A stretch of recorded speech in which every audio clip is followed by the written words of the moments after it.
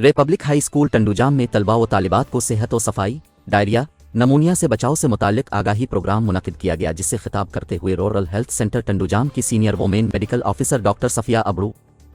पेड्स के medical officer doctor Jabbar Baloch ने कहा कि घरों में सफाई हाथ न धोने की वजह से जरासीम पैदा होते हैं जो खाने के दौरान पेट में चले जाते हैं, जिसकी वजह से डायरिया हो जाता है। हमें आंच से बचाव के लिए घरों में सफाई और खाने से कब्ल हाथ धोने, सब्जी गोश्त को पकाने से कब्ल धोकर इस्तेमाल करना चाहिए,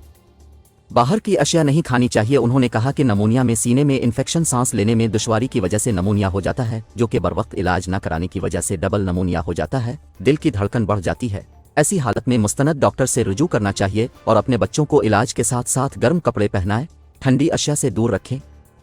उन्होंने कहा इन दोनों बीमारियों के बढ़ने की वजह सफाई का ना होना है, इसलिए हमें घरों में सफाई रखनी चाहिए। इस मौके पर स्कूल के प्रिंसिपल इंजीनियर एहसन हमीद समेत असातिज़ा तलबा की कसीर तादाद मौजूद थी।